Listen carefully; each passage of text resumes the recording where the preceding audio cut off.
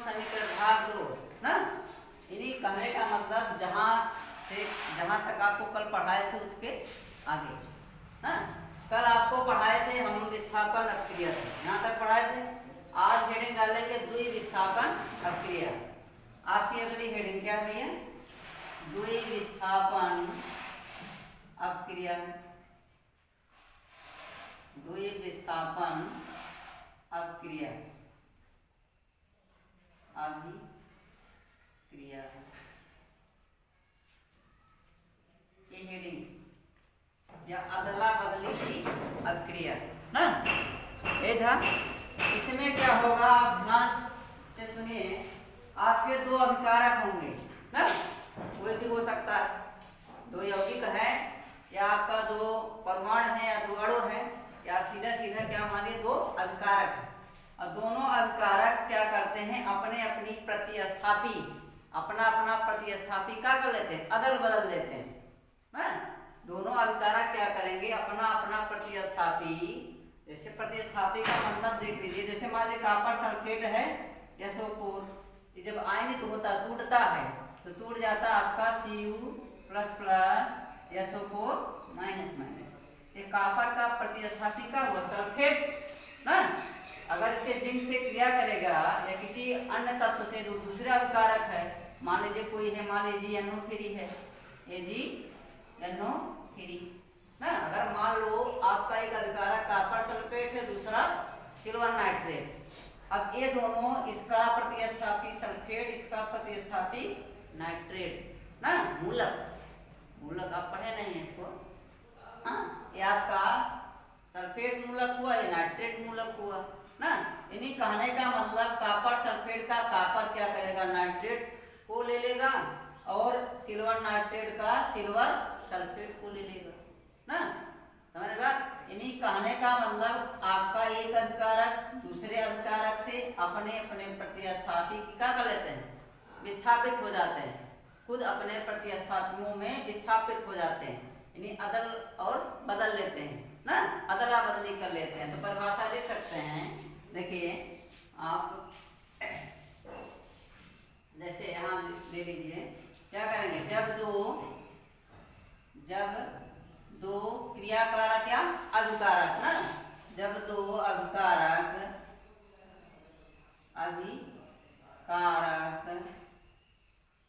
क्रिया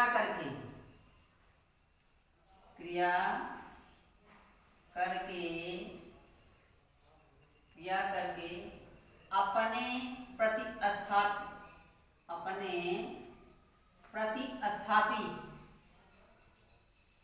अपने प्रतिस्थापियों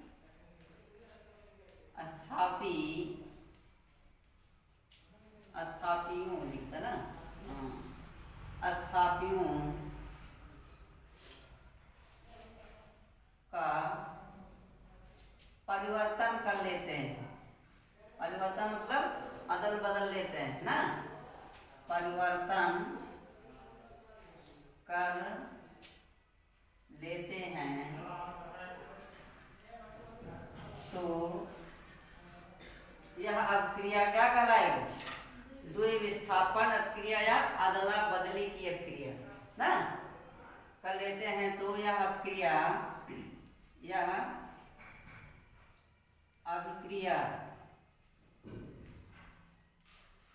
द्वि विस्थापी अपक्रिया कहलाती है, द्वि विस्थापन अपक्रिया कहलाती है,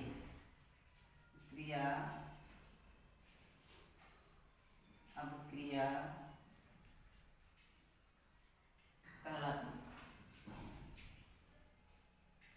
कहलाती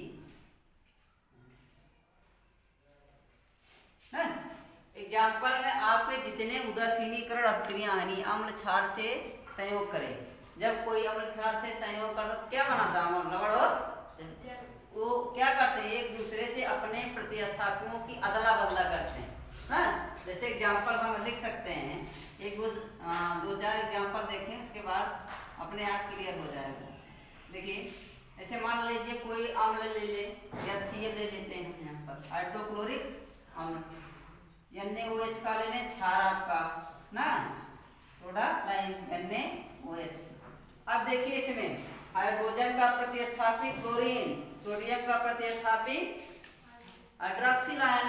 अब क्या करेगा, हाइड्रोजन हाइड्रोक्सिल आयन को ले लेगा और सोडियम क्लोरीन को ले लेगा। ये अपने प्रतिस्थापियों को क्या करेंगे, अदला बदली, और बना लेंगे आपका ये हो जाएगा NaCl, नमक ना। सोडियम किसको लिया आपका, क्लोरीन को, और आपका हाइड्रोक्सिल आयन किससे संयोग किया, हाइड्रोजन से, क्या बना, जल, H2 ना। इन्हीं कहने का मतलब ये है जितने भी अम्ल क्षार संयोग करेंगे ना, अम्ल क्षार संयोग करते हैं लवण और जल बनता है, उस अपक्रिया को क्या कहते हैं, उदासीनीकरण अपक्रिया। उदासीनीकरण अपक्रिया आपकी क्या कहलाए, और उसको और क्या कह सकते हैं, दूध विस्थापन अपक्रिया। जितनी भी आपको उदासीनीकरण अपक्रिया होगी दूध विस्थापन अपक्रिया कहलाएगी ना। एक इससे आपका हट कर देखते हैं, जैसे मान लीजिए आपका क्या है, AgNO3 सिल्वर नाइट्रेट, एक आपका अभिकारक ना। अब एक अभिकारक आप मान लीजिए यहाँ पर NaCl ले लेते हैं, नमक ले लेते हैं NaCl। अब इसमें ध्यान से देखिए, सिल्वर आदि इसको बोलते हैं, सिल्वर का प्रतिस्थापी नाइट्रेट NO3 और सोडियम का क्लोरीन। तो जब दोनों क्या करेंगे, आपस में परिवर्तन करेंगे, चेंज करेंगे, यानी सिल्वर किसके साथ होगा, क्लोरीन के साथ, सिल्वर क्लोराइड बनाएगा ना। और आपका Na नाइट्रेट के साथ संयोग करेगा, सोडियम नाइट्रेट बनेगा ना। यानी कि अदला बदली कर रहे कि नहीं एक दूसरे से। जब अदला बदली किए तो क्या बनाया आपका, ये हो गया आपका Ag का भैया Cl ना। यानी सिल्वर किससे संयोग किया, सोडियम के प्रतिस्थापी क्लोरीन से ना। अब आपका सोडियम किसके प्रतिस्थापी, सिल्वर के प्रतिस्थापी नाइट्रेट से संयोग करेगा, क्या बनाएगा आपका AgNO3 ना। AgNO3 आपका बना सिल्वर नाइट्रेट। ये दोनों अपक्रिया किसका उदाहरण है, द्वितीय विस्थापन ना। देखिए देखिए क्या चीज, हाँ NaNO3 सही कर रहे हैं आप ना। सोडियम है ना दूसरा, हाँ सोडियम नाइट्रेट बना आपका, क्या बना भैया, सोडियम नाइट्रेट। क्लियर हुआ। आगे चले, ये द्विविस्थापन अपक्रिया थी, प्रकृति के आधार पर, प्रकृति के आधार पर आपकी अपक्रियाएं कितने प्रकार की थी, चार बताए थे। पहला संयोजन, दूसरा वियोजन, तीसरा विस्थापन, चौथा का आपका द्विविस्थापन ना। क्लियर। अब आगे चलते हैं, हम देखते हैं अपक्रिया की दर के आधार पर, अपक्रिया की क्रिया करने की दर के आधार पर अपक्रियाएं कितने प्रकार के होते हैं, कितने प्रकार के होते हैं, क्रिया करने की दर, यानी तेज करे तो तीव्र, धीमी करे तो मंद ना। ये दो प्रकार की होती हैं, तीव्र अपक्रिया और मंद अपक्रिया ना। किसके आधार पर, अपक्रिया की क्रिया करने की दर के आधार पर ना। हाँ तो हेडिंग डालेंगे, अपक्रिया करने की दर के आधार पर हम लिखते रहे हैं। देखिए अपक्रिया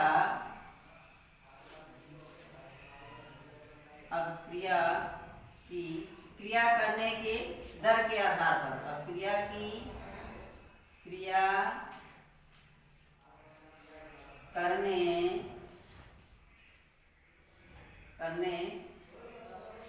के अपक्रिया की क्रिया करने की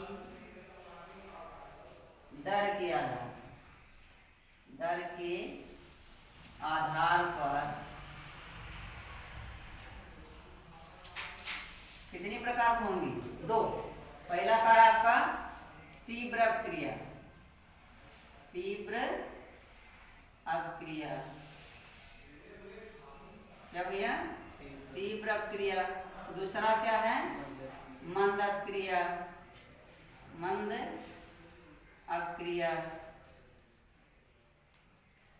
ना।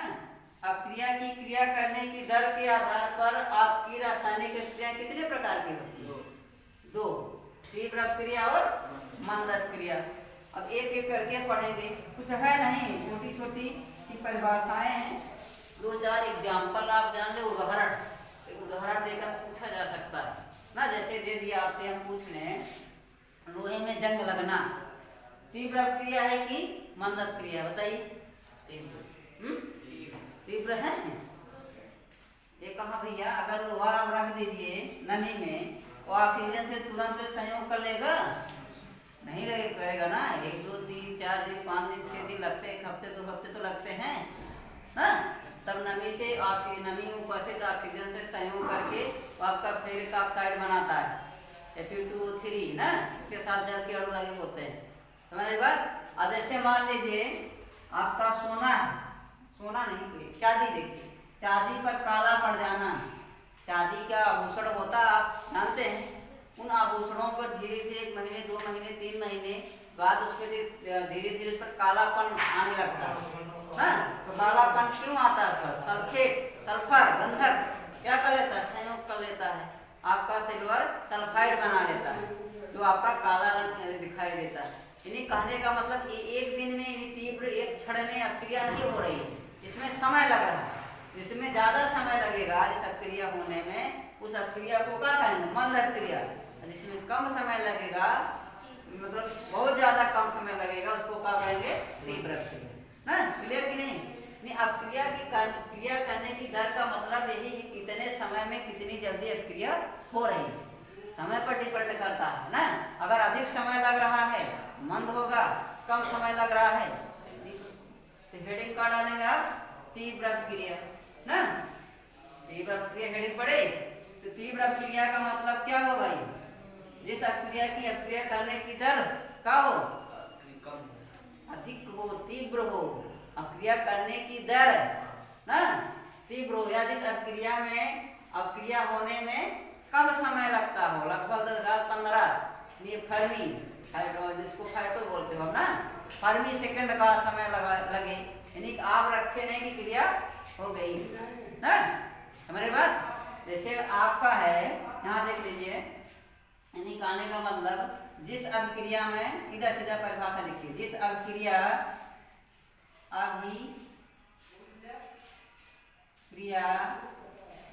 की क्रिया करने की दर तीव्र हो, अपक्रिया की क्रिया करने की दर, क्रिया करने की दर तीव्र हो, उसे तीव्र अपक्रिया कहते हैं। तीव्र अपक्रिया कहते हैं। क्या कहते हैं भैया? तीव्र अपक्रिया कहते हैं।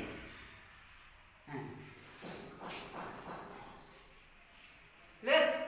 अब देखिए 2-4 उदाहरण देखते हैं, उसके बाद आगे देखिए। जैसे आपकी जितनी सक्रिय धातुएं हैं, कल हम आपको बताए थे, जैसे आपका लिथियम हुआ, सोडियम हुआ, मैग्नीशियम हुए ना, ये सब क्या है? सक्रिय धातु है। इन सक्रिय धातु को अगर वायु में स्वतंत्र रूप से लाएं तो वायु में उपस्थित ऑक्सीजन से क्या करेंगे? संयोग कर लेंगे ना, अपने ऑक्साइडों में विघटित हो जाएंगे, टूट जाएंगे ना, ये अपने ऑक्साइडों में बदल जाएंगे ना। जितने भी, जैसे आप यहाँ पर देख लीजिए, हम ले लेते हैं आपका सोडियम, Na। सोडियम एक सक्रिय धातु है, क्षारीय धातु है।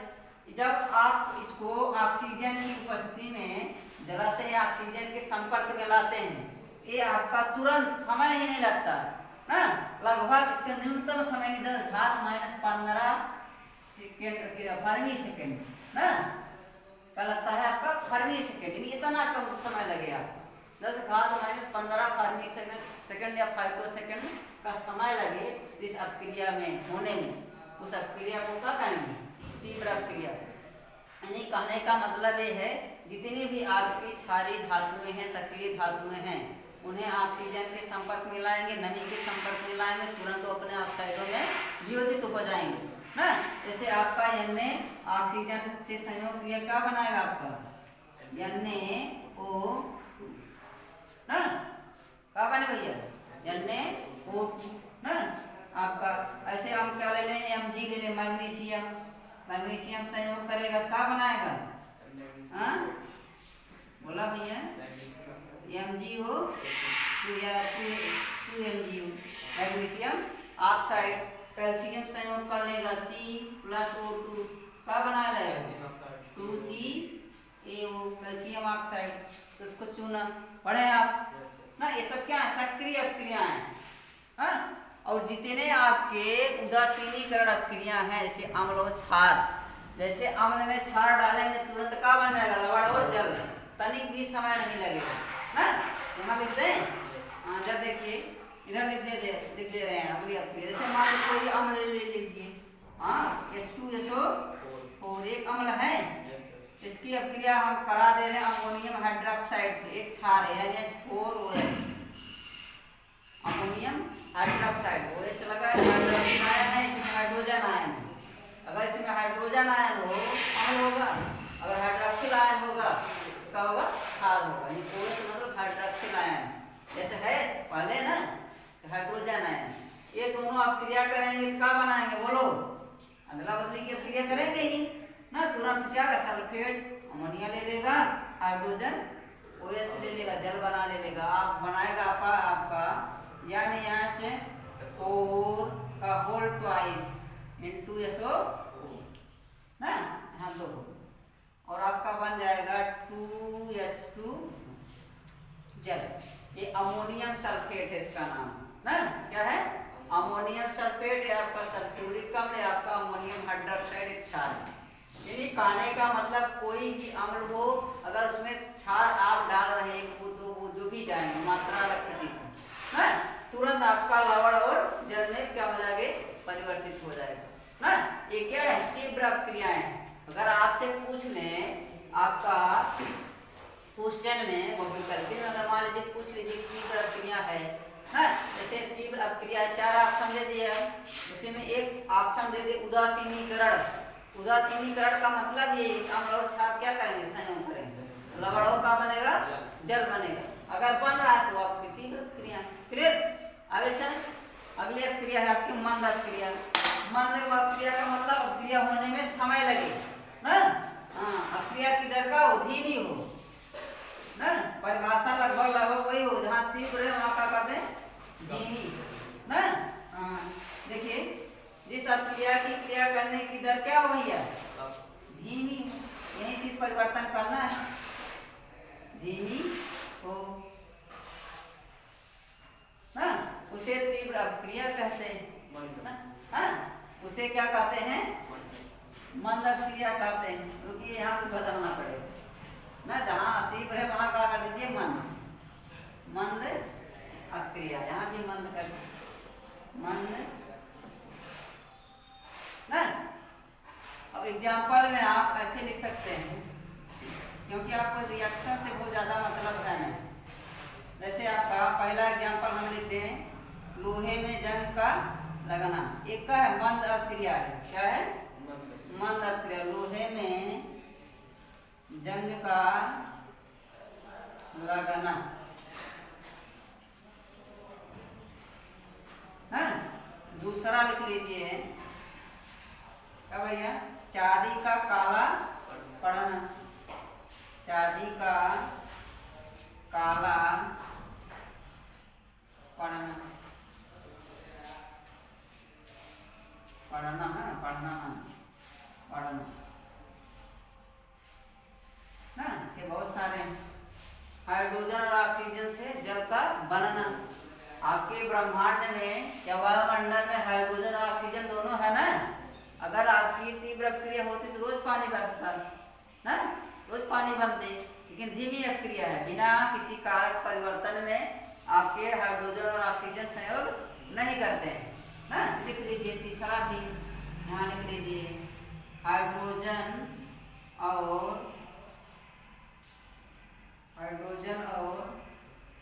ऑक्सीजन से जल का बनना, जल का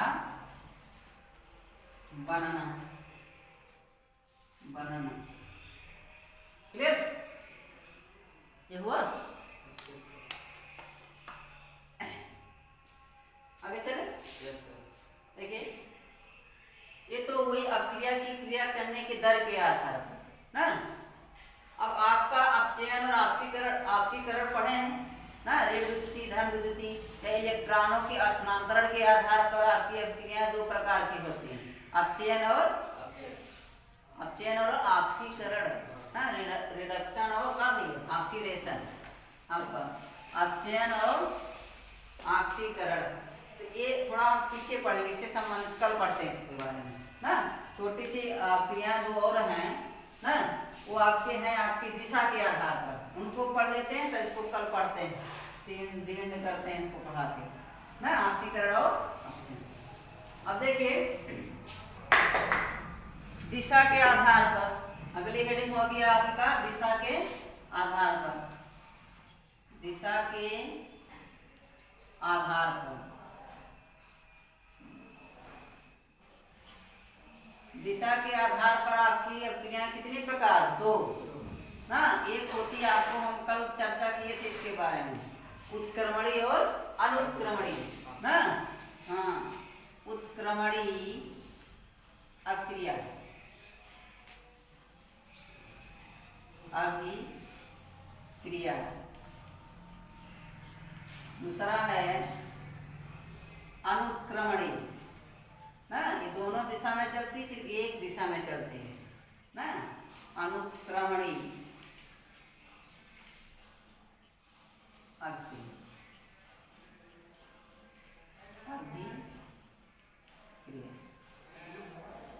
ना, दिशा के आधार पर, क्या भैया दिशा के आधार पर ना, उत्क्रमणी अपक्रिया और अनुत्क्रमणी अपक्रिया। उत्क्रमणी का मतलब ये है कि अभिकारक मिले उत्पाद बनाए, और उत्पाद जब वियोजित हो तो अभिकारक मिले ना, दोनों तरफ अपक्रियाएं हैं। और उत्क्रमणी का चिन्ह आपको हम कल बताए थे, हाँ ये दोनों तरफ, ये उत्क्रमणी का चिन्ह है। ये आपका एक तीर सीधा, ये आपका अनुत्क्रमणी का चिन्ह है।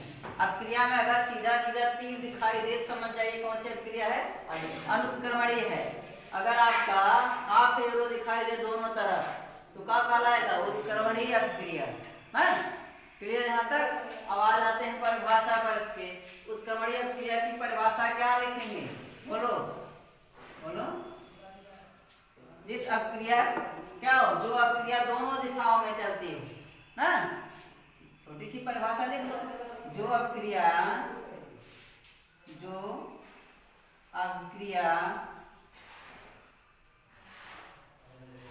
दोनों दिशाओं में, द्विदिशीय हो कहने का मतलब, अग्र भी हो पश्च भी, आगे भी चलती हो पीछे भी चलती हो, जो अपक्रिया अग्र और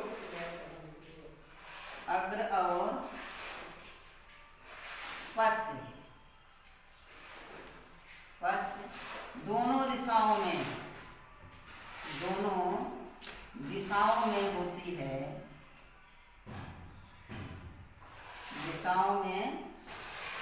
होती है,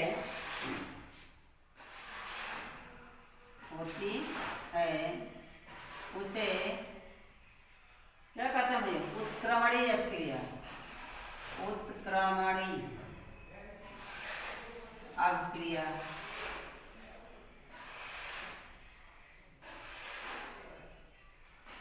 उत्क्रमणी अपक्रिया कहते हैं। कोई एग्जांपल बताओ आप, हाँ याद है कुछ? कल आपको बताए थे उदाहरण में, जैसे देखिए हाइड्रोजन आयोडाइड या हाइड्रोजन आयोडाइड बना था किससे, हाइड्रोजन और आयोडीन से, H2 प्लस I2 दोनों मिलते हैं भैया, क्या बनते हैं, 2HI, और 2HI अपघटित होगा किसमें, H2I2 मिलेगा तो 2HI बनाएगा। अगर 2HI आपका वियोजित होगा तो किसमें वियोजित होगा, हाइड्रोजन और आयोडीन में। और आपका एग्जांपल यहाँ लिख देते हैं, क्या देखिए, अमोनिया पढ़े थे ना, अमोनिया आपका N2 प्लस 3H2 है, हाइड्रोजन और नाइट्रोजन दोनों मिलते हैं, क्या बनाते हैं, 2NH3, यानी दो और क्या बनाते हैं, अमोनिया है NH3, अगर आपसे पूछे अमोनिया का अड़शुद्ध क्या होता है, NH3, अड़शुद्ध बनाना भी नहीं बताए हैं आप ना, हाँ कभी फुर्सत में बताएंगे उसको। ये हुआ। अब देखिए अगर आपका नाइट्रोजन का एक अणु, हाइड्रोजन का 3 अणु मिलते हैं तो आपका 2 अणु का बनाते हैं अमोनिया का। अमोनिया का बना, अगर आपका 2 अणु अमोनिया अपघटित होगा, वियोजित होगा तो क्या बनाएगा, एक अणु नाइट्रोजन का 3 अणु हाइड्रोजन का। इसका मतलब यही है, तो चिन्ह दिखाई दे रहा आपका, 2 एरो दिखाई दे रहा है ना, अर्ध एरो, इसका मतलब है ये दोनों मिलेंगे तो ये बनेगा। इसका नीचे वाले का मतलब है ये टूटेगा तो इसमें टूटेगा। क्लियर हुआ ना, ये 2 आपके बहुत है। वैसे आप देख सकते हैं एक होता है H2 + O2, हाइड्रोजन परऑक्साइड ना बनेगा ना, हाइड्रोजन और ऑक्सीजन संयोग करेंगे किसी उत्प्रेरक की उपस्थिति में, अपने आप नहीं संयोग करेंगे तो क्या बनाएंगे, H2O2, हाइड्रोजन परऑक्साइड है ना। ये भी उत्क्रमणीय दिशा दिखाता है। ये 3 है आपको उत्क्रमणीय क्रिया की उदाहरण, हाँ हाँ एग्जाम्पल आप इसको बोलते हैं। तो लिखिए, लिख लिए, आगे चलते हैं। यहाँ हेडिंग डाल देंगे का भैया, अनुत्क्रमणी, इसी का विपरीत ना। यहाँ देखिए क्या डालेंगे में, अनुत्क्रमणीय क्रिया, अनुक्रमणी, अनुक्रमणी क्रिया। हेडिंग बड़ी। अब ये क्या होगी, सिर्फ एक ही दिशा में चलेगी, अग्र दिशा में, पश्चिम दिशा में नहीं चलेगी। यानी आप यहाँ लिख सकते हैं जो अभिक्रिया का केवल एक ही दिशा में चलती हो, जो अभिक्रिया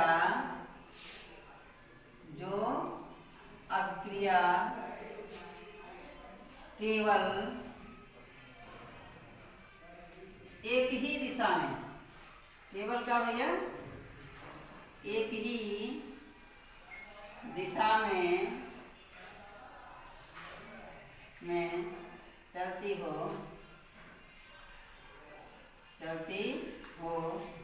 उसे क्या कहते हैं, अनुत्क्रमणीय क्रिया।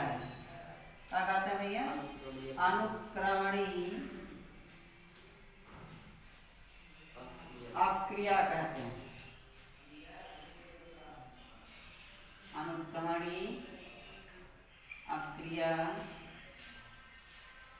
कहते। क्लियर। एग्जाम आप बहुत सारे जानते हैं, एग्जाम्पल ना। देखिए पहला एग्जाम्पल ले लेते हैं, क्या ले लें, हाँ कुछ ले, यहाँ ले लीजिए आप CaO, क्या है आपका, कैल्शियम ऑक्साइड ना, ऐसे लिखिए CaO। इसकी क्रिया जब जल से करा देते हैं H2O, एक अभिकारक दूसरा अभिकारक संयोग किया, क्या बनाएगा, CaOH का होल ट्वाइस, पूछा चूना ना, चूने का पानी। अब देखिए कैल्शियम ऑक्साइड और जल मिलाएंगे तो बुझा चूना बनेगा, लेकिन बुझा चूना गर्म करेंगे तो कभी ये नहीं बनेगा, ध्यान दें ना। बुझे चूने से आप कैल्शियम शुष्क चूना और जल प्राप्त नहीं कर सकते, केवल एक ही दिशा में। ये दोनों मिल गए तो नया पदार्थ बन गया तो बन गया, अब इससे ये दोनों नहीं बन सकते ना, हमारी बात। ऐसे और सारी क्रियाएं हैं, यहाँ लिख दे रहे हैं। जैसे मान लीजिए अभी दिए था आपका यहाँ पर HCl, इसकी क्रिया करा दीजिए, मान लीजिए आप Mg से, मैग्नीशियम से, हाइड्रोक्लोरिक अम्ल की क्रिया मैग्नीशियम से कराएंगे, बनेगा आपका MgCl2, मैग्नीशियम क्लोराइड, और हाइड्रोजन गैस निकलता है H2 बाहर ना। अब ये देखिए आपका हाइड्रोक्लोरिक अम्ल मैग्नीशियम से संयोग करेगा, मैग्नीशियम क्लोराइड बनाएगा, हाइड्रोजन गैस बनेगी, लेकिन ये दोनों आप जब मिलाएंगे तो ये नहीं बनेगी ना। समझ रहे हमारी बात, हाँ। जैसे आप यहाँ लिख दें, कल लिए थे आप जिंक कॉपर सल्फेट में जब मिलाएंगे क्या बनेगा, जिंक सल्फेट बनता है ना, SO4 प्लस कॉपर बाहर हो जाता